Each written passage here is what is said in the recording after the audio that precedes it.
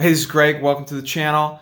So last week I did a video on PayPal and I recommended the stock in the 180s, and I talked about on that video a lot of the positives and the additional risks that I see in the stock and the business going forward.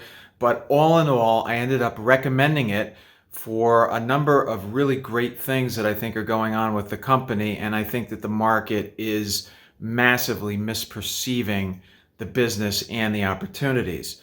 One of the things that was the genesis of the last video was that Venmo, which is owned by PayPal, recently cut a deal with Amazon to be used on the platform, which is amazing, and I think the market completely didn't appreciate how big that is. And the other thing was that PayPal generated $1.1 billion in free cash flow last year, which was also amazing. So I'll direct you back to that video in case you haven't seen it, where I talk about the risks and the benefits. And of course, I thought the benefits overweighed the risk, and that's why I recommended it. But the reason for this video here is that a couple new factors came to light, and I want to talk about that right now. First up, it came to light that the new service that PayPal is offering, the Buy Now, Pay Later service, increased this past Black Friday, increased 400% over the usage a year ago. Now, this is an amazing growth in that particular service. If you think about it, with prices so high, with inflation so high, and people looking to make more affordable purchases, it makes total sense that this service would be used more by consumers, which is basically very similar to a credit card.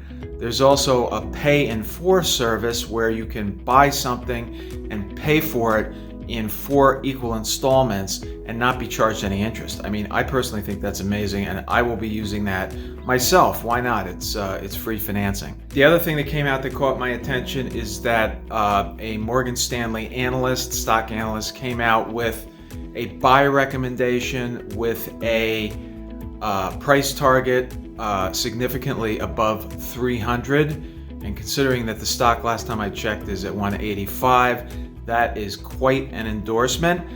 I'm always a little bit skeptical, of course, of these Wall Street analysts. They're not always right. They don't always know what they're doing, surprisingly. But I thought that that was a very interesting, bullish vote for the stock, and I concur with that entirely. So where does that leave us with this particular stock? I continue to recommend it in the 180s. Right now it's about 185. Look, we're in a period now with Powell saying that he's going to taper quicker and possibly raise interest rates quicker. The market was spooked by that. There's a lot of things going on with the Omicron variant. Nobody really knows what's going on with that anymore. So one day they think the economy is going to be taking off. The next day they think the economy is going to be sucking wind. Nobody really knows what they're talking about.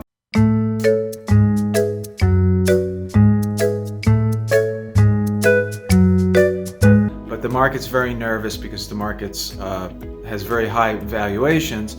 So people use any excuse to sell. And it was very interesting today. The Dow's up around 750 points after taking a bunch of hits last week. So up and down, it's the way of the market.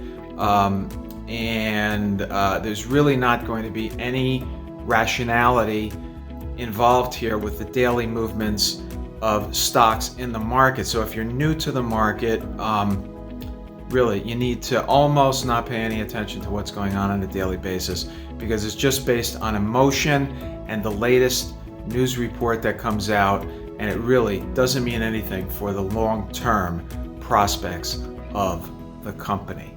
Okay, so with that, definitely check out the video I did last week on PayPal. I go into tremendous detail on the risks and the benefits, and I will put that up here, and I will put another video on here that I think you'll enjoy. So check that out.